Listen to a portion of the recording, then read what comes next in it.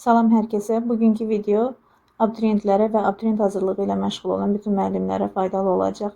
Bu videoda Dövlət İmtahan Mərkəzinin tərtib etdiyi yeni modelə əsaslanan növbəti bir mətn hazırlamışam. Bu mətnə dair 4 ədəd test və onların izahını təqdim edəcəm. Deməli, bilirik ki, 2 fərqli mətn və hər mətnə aid 4 sual tərtib olunacaq. Hər iki mətndə bizə 3 ədəd multiple choice, yəni çox variantlı sual veriləcək. Bir ədəd isə true, false, yəni doğru və yanlış cavablardan ibarət olan bir test veriləcək. Bu testdə bizə 4 ədəd sual verilir. Hər bir sualın doğru və yanlış kimi cavabları var. Fərqlərinə isə baxsaq görəcəyik ki, birinci mətnimiz üslub olaraq daha çox ictimai humanitar mövzuları əhatə edəcək.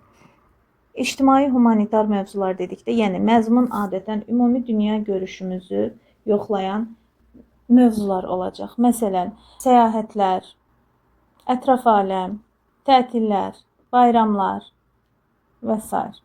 Digər mətnimiz isə üslub olaraq elmi publisistik üslub olacağı bildirilir. Yəni, məzmun daha spesifik bir sahəyə aid olacaq və yaxud hər hansı bir məkan, tarixi bir şəxsiyyət və ya xüsusi bir elmi mövzunu əhatə edəcək. Söz tərkibi olaraq isə Dövlət İmtahan Mərkəzi öz təqdimat materiallarını ictimaiyyətlə paylaşır və burada ətraflı şəkildə bütün məlumatlar verilib.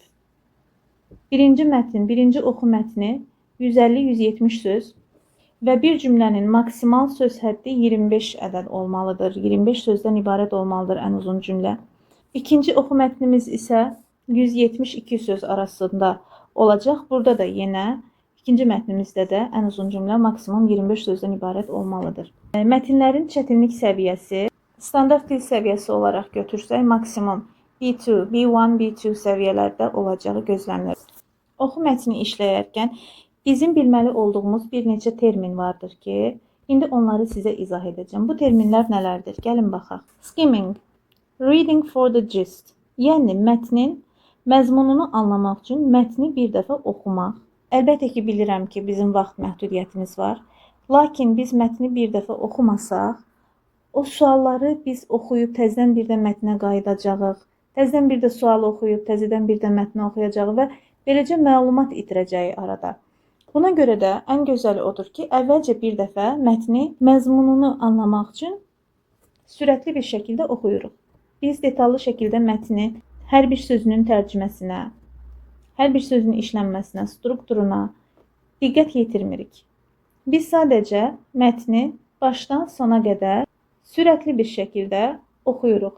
Bu bizə nəyə kömək edəcək? Bu bizə əsas iki məsələdə kömək edəcək. Birinci məsələ odur ki, bizim göz yaddaşımızda açar sözlər qalacaq. İkinci əsas kömək etdiyi məsələ isə odur ki, məzmun haqqında ideyaya sahib olacaq. Scanning. Scanning nədir? Adından da göründüyü kimi, hər hansı bir detalı mətnin içərisində axtarmaqdır. Scan etməkdir. Searching for details. Yəni, hər hansı bir detalı axtarırıq. Bunu nə zaman edirik? Biz artıq ilk addım olaraq mətnimizi oxuduq. Sürətli bir şəkildə başdan sona qədər oxuduq. Sonra keçirik sualları təhlil etməyə. Sualı oxuyuruq, açar sözü müəyyən edirik, həmin açar sözlə mətnə geri qayıdırıq, mətndə həmin açar sözü tapırıq və həmin cümləni oxuyub və ya ondan əvvəlki cümləni oxuyub, bu sualdan asılıdır, cavabı müəyyən edirik. Növbəti bilməli olduğumuz ifadə, termin eliciting, elicit the meaning və yaxud bəzən inferring də deyə bilərik. Yəni, cümlə və yaxud söz, ifadə, söz birləşməsi əslində sənə nə demək istəyir? Məsələn, nümunə ilə göstərmişəm burada. Baxın. Learning from home offers students greater flexibility. Mətndə bu cür təqdim edilib. Və əslində bizə nə demək istəyir bu cümlədə? Cümlədə bizə demək istəyir ki, evdə təhsil almaq tələbələrə daha geniş şəkildə imkan yaradır ki, onlar daha flexible, yəni daha rahatlıqla dəyişə bilən olsunlar öz vaxtlarını, məkanlarını, istədikləri kimi seçə bilsinlər. Yəni onlara geniş seçim imkanı verir demək istəyir əslində burada flexibility deyərkən. Flexibility bizdə lüğətlərdə çeviklik kimi tərcümə olunur. It gives freedom to choose where and when to study. Deməli biz variantların içində bu cavabı görsək, bunu seçəcəyik. Yəni əslində bu cümlənin bizə verdiyi məna, bizim buradan çıxardığımız məna odur ki, evdə təhsil bizə harada, nə zaman təhsil alacağımız üçün seçim etmə azadlığı verir. Paraphrase or replace synonyms. Dövlət İmtahan Mərkəzi və ümumiyyətlə bütün oxu mətni ilə test edən bütün imtahanlarda parafrazalara çox və sinonimlərlə əvəz etmələrə çox geniş yer verilir. Mətndə fərqli bir şəkildə verilir cümlə, variantda fərqli bir şəkildə verilir və yaxud sözləri sinonimlərlə dəyişdirilir. Əvvəlki imtahan modellərində necə idi? Cümləni öz sözlərinə tamamla və yaxud sualı sözlərinə cavab ver və yaxud ən az 2 sözü dəyişməklə cümləni qur və s. bu kimi testlərdə siz artıq paraphrase etməklə tanışsınız. From 2007 to 2016. Mətndə bu cür verilib. Variantlarda isə verilib during the last decade. Məsələn, mətndə belə bir nümunə verilib ki, hər hansı bir hadisənin başlaması və bitməsi 2007-dən 2016-cı ilə qədər baş vermişdir. Variantlarda isə deyir ki, bu hadisə ötən 10 illikdə başa çatmışdır. Düşünürük, məsələn, indi biz 2020-li illərdəyik, 2010-lu illər ötən 10 illikdir, bəli, doğrudur. Deməli, cavab olaraq doğru hesab olunur.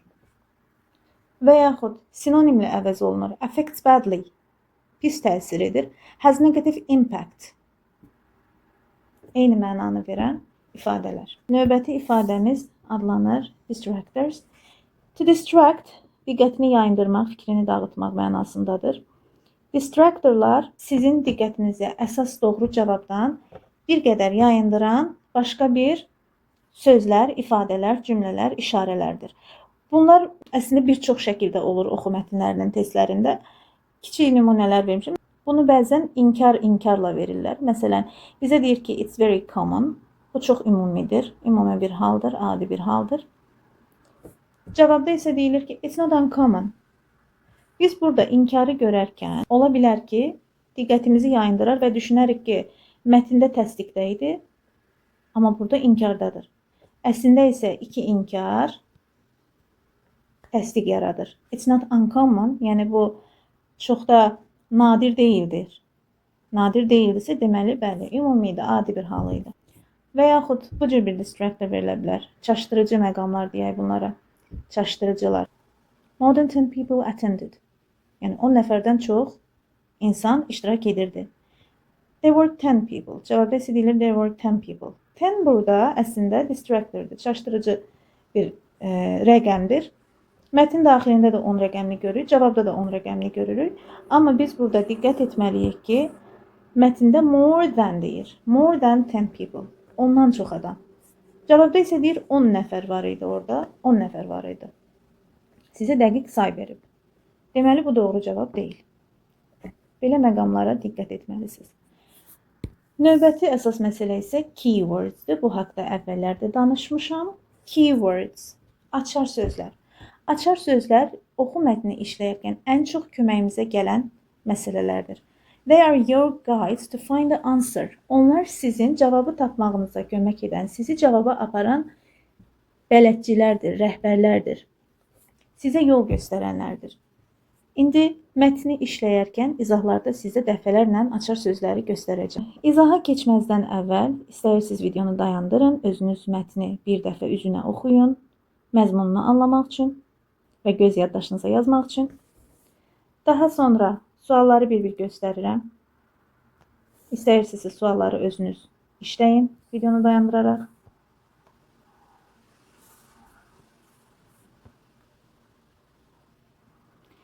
Mətni vaxt baxımından mən indi oxumuram. Siz artıq yəqin ki, videonu dayandırıb oxudunuz. Baxaq suallara.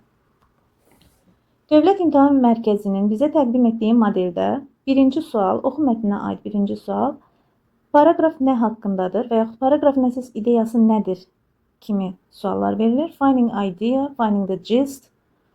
Bu bizim artıq skimming edərkən müəyyən edəcəyimiz bir məsələdir. The importance of using digital devices at school. Məktəblərdə Elektron cihazlardan istifadənin vacibliyi. Buyurdumu? Xeyr, təbii ki. Məktəblərdə yox, onlayn təhsildən söhbət gedirdi. The advantages and disadvantages of online learning. Cavab budur. Onlayn təhsilin avantajları, dezavantajları, üstünlükləri, çatışmazlıqları. The problem students have when traveling to school. Şagirdlər məktəbə gedərkən rastlaşdığı problemlər deyil. The way students can improve their technology skills.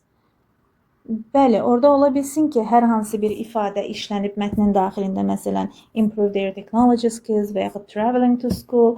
Lakin bu o demək deyil ki, mətn başdan sona qədər bu haqqındaydı. Bizə ümumiyyətlə mətnimizin əsas ideyasını adətən bizim topic sentenceimiz verir. Online learning is an effective way of studying which has both positive and negative sides. Nə deyir burada? Topic sentenceimizdir. Baxın, topic sentence.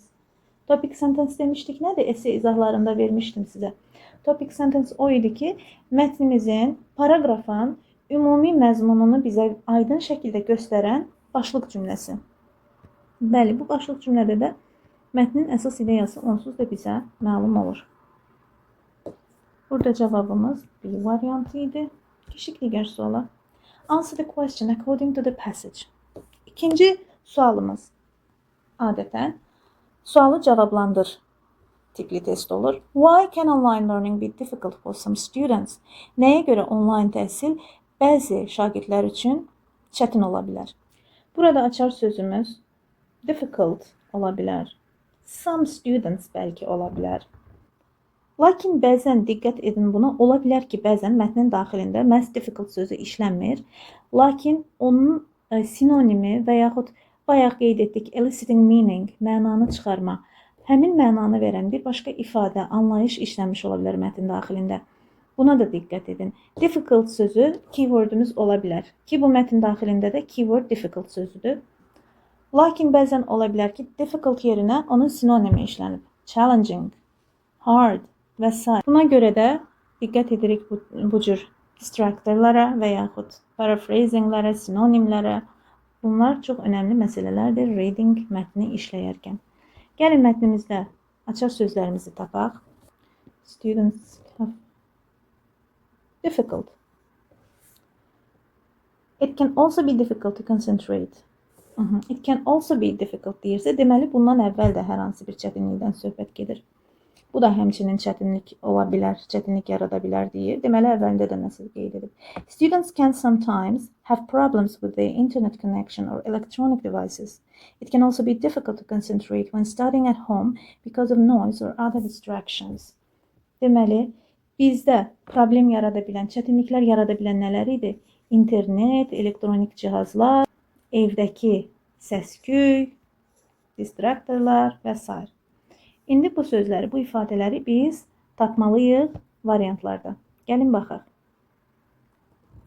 Because they have to travel long distances to attend lessons. Online təhsildə yol getmirik, uzaq məsafə qət etmirik, evdən təhsil alırıq. Bu, avtomatik, məntiqsiz cavab olduğu üçün çıxılır. Because they cannot communicate with their teachers at all. Baxın, bu distractordur. Nə deyir? They cannot communicate with their teachers. Communication sözü burada distractor olaraq işlədilib. Another disadvantage is lack of face-to-face communication. Some students may feel lonely because they do not spend enough time with classmates. Nə deyir? Digər dezavantaj ola bilər ki, üz-üzə kommunikasiya, üz-üzə ünsiyyət, ünsiyyətin çatışmazlığı, azlığı. Bəzi tələbələr, bəzi şagirdlər özlərini tənha hiss edə bilərlər, çünki onlar öz sinif yoldaşları ilə kifayət qədər vaxt keçirmirlər. Burada müəllimləri ilə ünsiyyətdən söhbət getmir. Burada üz-üzə dostları ilə, öz sinif yoldaşları ilə ünsiyyətin azlığından, çatışmazlığından söhbət gedir. Variantda isə sizə deyir ki, onlar qətiyyən, at all, qətiyyən müəllimləri ilə ünsiyyət qurmurlar. Bu isə tamamilə yanlışdır. Baxın, communicate burada açar söz kimi bir dəfədə işlənib. Teacher özü də açar sözdür. They can communicate with teachers and classmates through various platforms. Onlar müxtəlif platformalardan, bu əslində avantajıdır. Müxtəlif platformalardan istifadə edərək müəllimləri ilə, sinif yoldaşları ilə ünsiyyət qura bilirlər. Deməli, bu da yanlış cavabdır. Burada isə bizə deyir ki, onlar qətiyyən müəllimləri ilə ünsiyyət qura bilmirlər. Because they may have distractions at home. Bəli, distractions at home açar sözümüz işarələmişdik burada. Baxın. distractions. At home, distractions. Sonra, because they may face difficulties accessing the internet or the digital resources. Bəli, accessing the internet, orada bizə verilmiş internet connection, electronic devices burada sinonim ilə əvəz olunub. Accessing the internet or the digital resources, yəni internetə və rəqəmsal resurslara çıxışı, yəni onlara çatmaqda çətinliklərlə üzləşirlər. Cavabımız, doğru cavablarımız nələrdir? 3 və 4. Complete the sentence according to the passage. Cümləni tamamla paragrafa əsasən. Bu da yenə çox seçimli sual tipidir. Online learning allows students to. Baxın, burada yenə nə edirik? Elicit meaning-ə gəlib çıxır. Şagirdlərə imkan yaradır. İmkan yaradır nə deməkdir? Deməli, avantajlarını soruşur. Allow students to. Şagirdləri nələr etməyə imkan yaradır? Onlar üçün hansı imkanları açır, hansı avantajlar verir, təqdim edir onlara? Gəlin baxaq. Offers greater flexibility. They can attend lessons without traveling to school and save time and energy. It also allows them to study in a comfortable environment and organize their daily schedule more easily. Gəlin baxaq indi cavablara.